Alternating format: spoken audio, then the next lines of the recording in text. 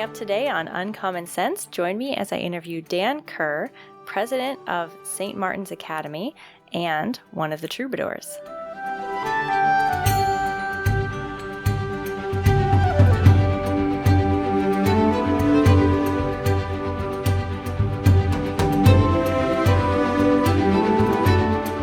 Hello, and welcome to Uncommon Sense, the official podcast of the Society of Gilbert Keith Chesterton. I'm Grettelyn, your host, and I am so happy to be joined today by Dan Kerr. How are you today, Dan? I'm great, Grettelyn. Nice to be here with you. Oh, good to be here with you too. Always a pleasure. For those of our audience who don't happen to know you, would you mind just giving a brief introduction to yourself? Sure. So I am one of the 5 Troubadours that convene every third Tuesday of the month. And I came to know those gentlemen, being Dale, Joseph Pierce, Chris Check, William Fahey, at an event that I started about 10 years ago here in Fort Scott, Kansas, where I'm from and where I live, called the Prairie Troubadour, which was a live event named in honor of my father. And it started out fairly humble, but it has grown each year. And those characters, Joseph, William, Chris, and Dale, were kind of the all-star team at the Prairie Troubadour, and they came back time and time, and have been back time and time again. And so I've become good friends with them, dear friends, really. And we have enjoyed each other's company immensely. And the whole premise of the Tuesdays with the Troubadours is that we just get together. It's unscripted. We don't really prepare, and we just have a kind of an extemporaneous conversation on a given topic. But I am the co-founder and president of St. Martin's Academy, a boys' boarding school here in Southeast Kansas. And that has been my life's work in the last decade. Before that, I was involved in a number of entrepreneurial endeavors in the business world.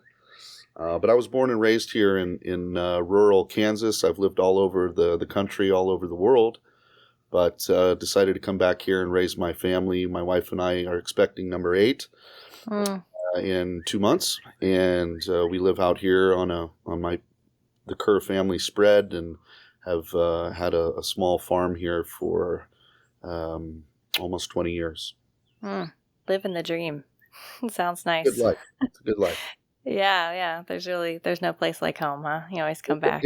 In fact, we have a pig out, Grettelyn. So if you hear some kind of shrieking, there is a pig who's gone AWOL. He's in my yard somewhere. The dogs will probably raise a bark here.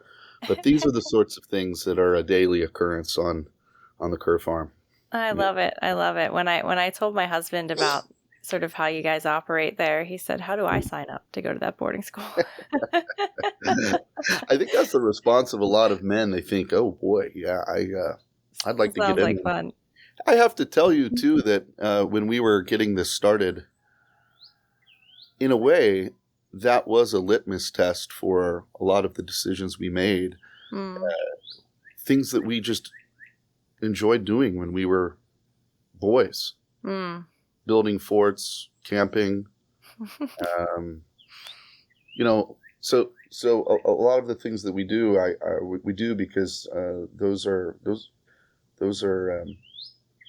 cherished memories from being a boy and growing up in a different time where we didn't have quite so much technology. Yeah. And, of course, the boys love it. Yeah, they thrive on it. So yeah, they need it, even if they don't know that. They do. They do. Yeah. I have a 6-year-old boy, and he is no different. He found a cicada for the first time the other day, and really, he really wanted me to see it. He dug it up. It was probably not the right thing to do, but he dug it up maybe a little early. And really? Well, that's pretty neat. It was cool. It is cool. There are these. This is going to get nerdy for a minute. Although we talked about this on a couple of Troubadours ago. Have you heard about the emergence of the cicadas? I know that they're, several years. Some of them are as many as what, like 16 years or something Yeah. between the times that they come out. Yeah, there's like a 13-year and a 16-year cycle, and it's Yeah. once in 1,000 years or once in 200 years or something that those emergences coincide. And this year happens Oh. to be the coincidence of those two emergences. And Mm. so it's going to be really loud in some people's backyards. This yard I'm in, I'm at my house, and I'm on my porch. And about 13 years ago, we had an emergence. Now, these aren't the normal cicadas that just kind of sing throughout every summer. These are different. They look different and they sound a little different. Mm. And it's deafening when the periodic emergence comes out. So that could happen, Grettelyn. What's your son's name? His name's James. Oh, Yeah. good boy. So, yeah, he is. He is. So we'll look out for the cicada symphony. Listen for him later this summer. Yes, it's going to happen in a lot of yards in the Midwest. So we need. Yep.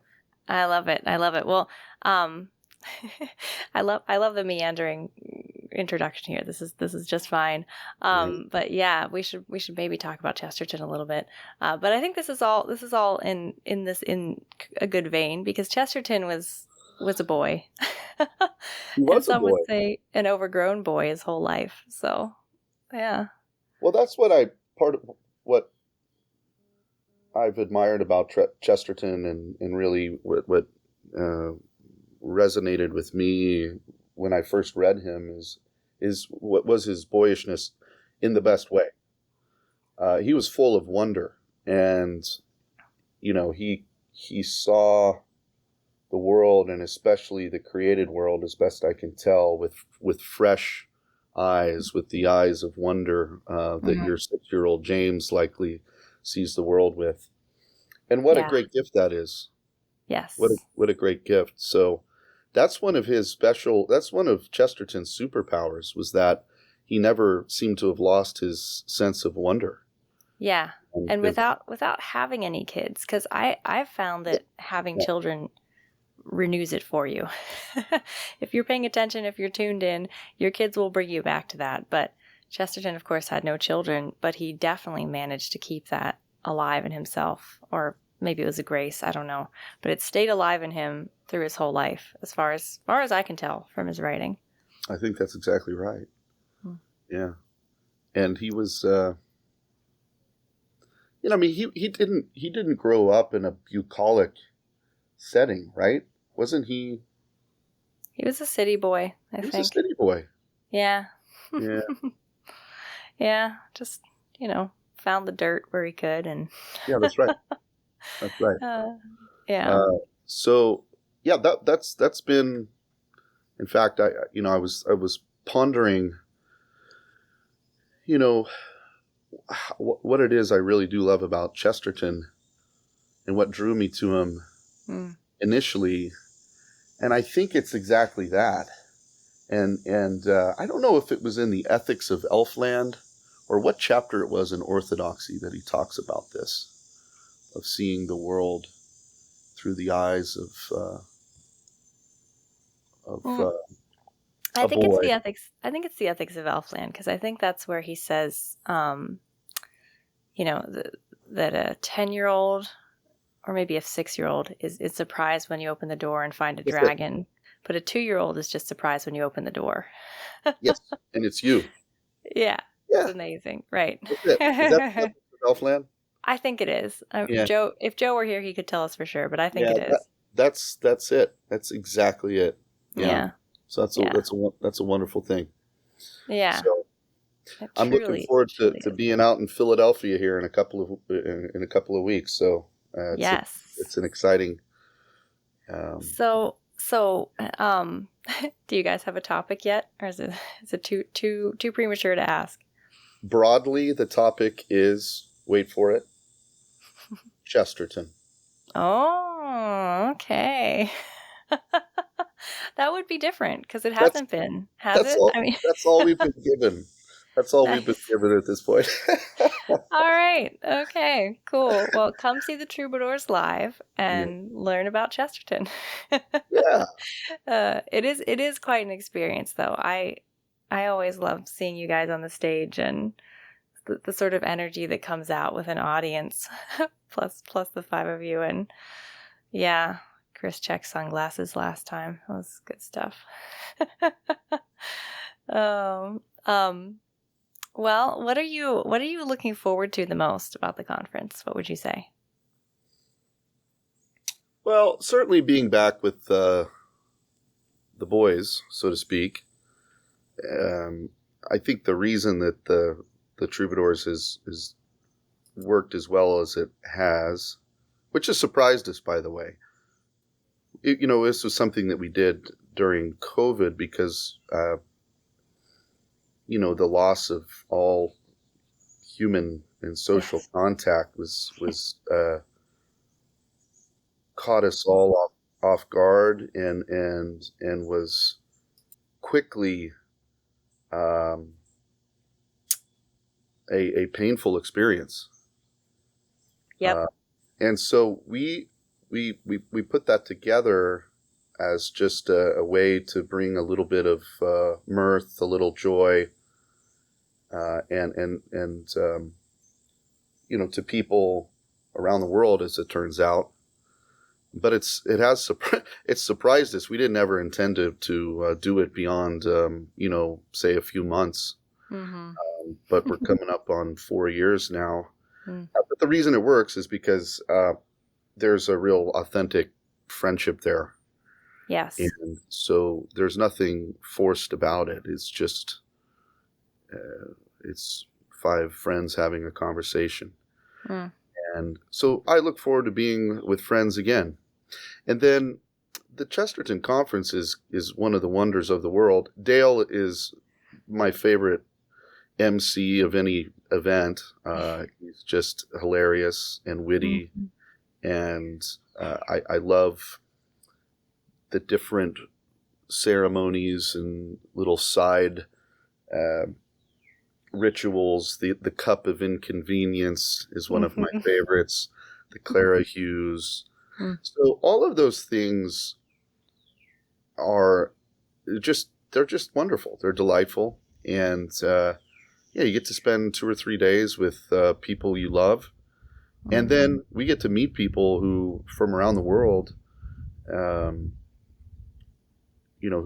come to the conference, and it gives you hope. It gives you hope.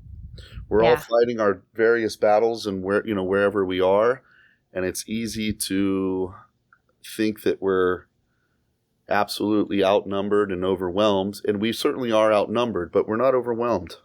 Mm-hmm. And we have there are wonderful people all over the world, and that coming together at the conference each year is such a strong reminder of that. So it's there's I'm looking forward to everything, all of it. Yeah, it's great. That's pretty much I'm with you there. No, you're not looking forward to it because this is work for you. I know how these things go. I'm looking forward to the talks and about what is it, like 9:30 p.m. when the afterglows start. Because then I'm basically off duty and I'm just going to hang out and talk to as many people as I can. That's some of my favorite parts of it. So the afterglow is great. Yes. But honestly, I mean, it is work. It's a lot of work for us. I'm not going to lie. Mm-hmm. But the Chestertonians are such great people. It's one of those things that it's like, if you have to work, you might as well work and help these people because they are the best people in the world. And it is very much a Rivendell sort of experience. It's just this nice, wonderful stop on the way where you can be refreshed and like you said, realize you're not alone and just renew that fellowship. It's great. It's wonderful. What are you going to be doing? You're going to be running registration booths? Or are you... Oh, a little bit of everything. I will mostly be probably at the knights table, trying to recruit some knights and talk to some knights. And how does that work? What's that knights dinner Now I'm interviewing you. What's that Knight's dinner? Sure. We'll do a little commercial break here. Ready? So the Knight's dinner is a celebration that we have every year, the night before the conference. And it is especially for our Knights. And if you don't know who the Knights are, you can go to chesterton.org/Knights. They are a special group of donors who pledge to support us every month with their donations and also with their prayers. And we really hold both of those on the same level because we need the prayers a lot. But yeah, the Knight's dinner is kind of like a mini banquet without all the extras at the end. We'll have a student from a local Chesterton society or Chesterton school speak, and the headmaster of the local Chesterton school this year is also going to speak. And Dale's going to talk about someone called G.L. Chesterton. I don't know what that's about, but it's an intriguing surprise. So if anyone out there wants to sign up as a Knight, visit chesterton.org/Knights to find out more. And consider coming to the Knight's dinner. There's still room for more, and it is a very fun way to kick off the conference. Even working it, I love it. It's a lot of fun. Good. Yeah. So, and my cute little baby will be there, so you can see her. How old's your cute little baby? She'll be a year in like 2 months. So that's wonderful. Yeah. It's it's families that keep growing, but it's great. Yeah, and maybe someday you'll be able to come, Dan, to the Knight's dinner. I want to come. I know. It's a good time. Yeah. I know. Yeah. Do we know where Chesterton? I'm getting ahead of myself, but no worries. Do we know where Chesterton 2025 is going to be? We don't yet. No. Or you wouldn't have or probably at least we're not going to tell you. Yeah. Yeah, you're not going to tell us. All right, I should have known that. All right. Yeah. No, we're not. We're here to spoil like talks and things for the conference. We're not going to spoil that big surprise. Yeah. Good. No, it's great. Yeah. Well, any other questions for me while you're interviewing me? While I'm interrogating you. Do you want to tell our audience how you met Chesterton? I don't know that we've ever had that conversation on the podcast. Well, I was thinking about that very thing this morning as I was remembering that we were having our talk here. And it seems to me that I met the first book that I read of Chesterton, I believe, is The Napoleon of Notting Hill. Oh, that's a great book. And it remains my favorite one. And I'm probably my top 5. Yeah, I'm going to reread it, and I'm very much looking forward to rereading it before the conference. And that's what I intend to talk about, because something about that book really captured my imagination and led me to reading, The Man Who Was Tuesday, and then getting into Orthodoxy and Everlasting Man and some other things, and a little Chesterton binge. Probably in my early 20s, but it was the Napoleon of Notting Hill. And I'm not even sure. I think it was one of my teachers who recommended it and said, start with this one. And I did, and I just, I loved it. They definitely picked the right one. I think I've told people a lot of times when people say, what Chesterton do I read first? I say, you got to tell me more about you, because Chesterton is so broad.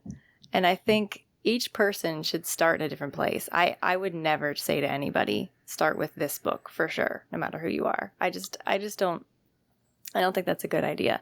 I think Chesterton. That's such a good point. Yeah.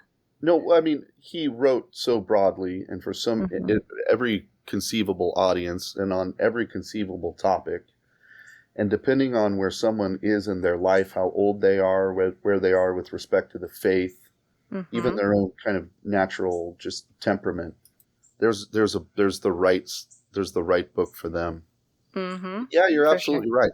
But as a boy, a young man, let's say, that's a good one for a young man who is idealistic and has sentiments of patriotism and the love of the local. Mm-hmm. I mean, you can't do better than the Napoleon of Notting Hill. That's perfect. So it was a home run. It was the right thing for me to read. Yeah, that's a great one. And I That's a can't really wait good to one. reread it. Rereading, you're probably at this point too, where you're coming back to books. Mm-hmm. I just reread Brideshead Revisited. I did my senior thesis at the University of Dallas on Brideshead Revisited. Oh, nice. So this was 22 years ago or something like that, and I hadn't reread it, and I just reread it, and it's heartbreakingly beautiful. I love that book. It is a beautiful book. And it remains the same in some ways, but I've changed, and so the things that I care about and pick up on and pay attention to are different. It's a lovely thing to come back, and it's a gift of growing older. You get to come back and revisit these things that you were introduced to in your youth, and see them with different eyes, and it's a wonderful thing. So I'm going to reread the Napoleon of Notting Hill. I can't wait. That's great. Yeah, that's great. Geez, that's a good one. I'm starting to make lists of books to read to my kids. And I'm trying to sort of figure out when that'd be a good one. Yeah, what do you think are the let's say, what are Chesterton's most appropriate for, not the nursery, but let's say 8 to 14. Do you have anything there? Because I have a passel of kiddos who are in that range, and right, yeah, wondering if there's anything they should be reading. Well, see, I'm little confession here. I'm not the kind of person that thinks you should shelter children from certain things. Let's put it that way, because there are, of course, things we want to keep them safe from, but because I think a lot of people would say Father Brown is too violent sometimes, but I don't. Good heavens! I don't think so. I mean, I think kids. I mean, my children love fairy tales, and they always want to hear the gory details of Cinderella's sisters cutting off her toes and whatever.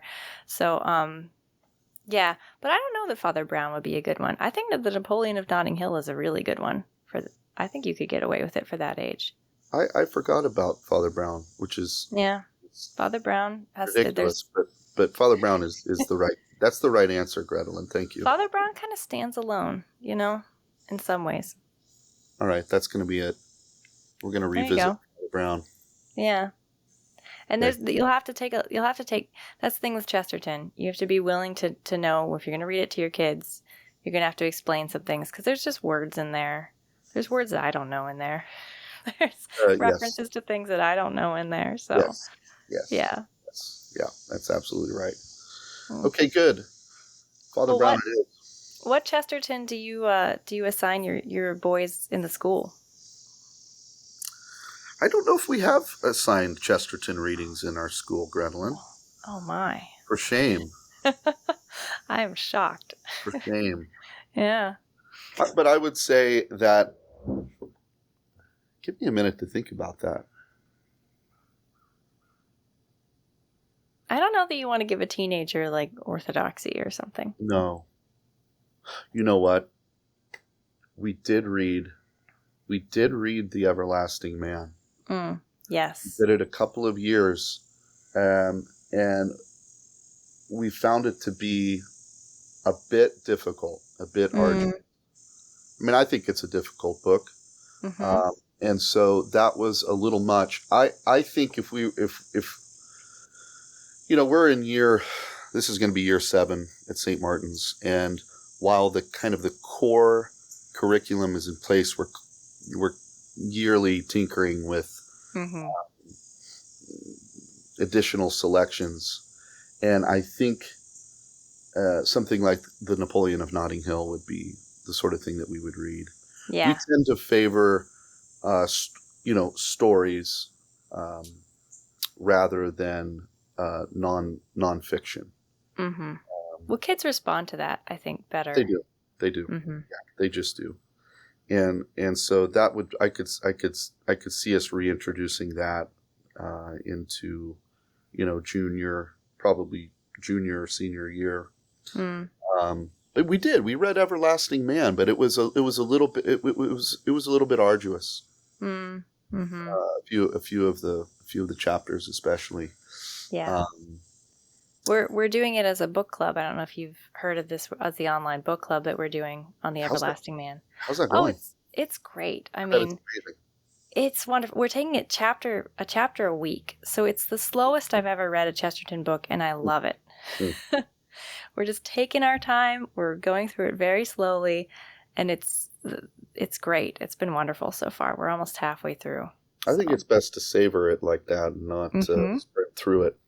What do you meet on Zoom or something? Yeah, so we meet on Wednesdays at 8 p.m. Central, 7 Central, 8 Eastern. And it's live. It's through YouTube is how we broadcast it live.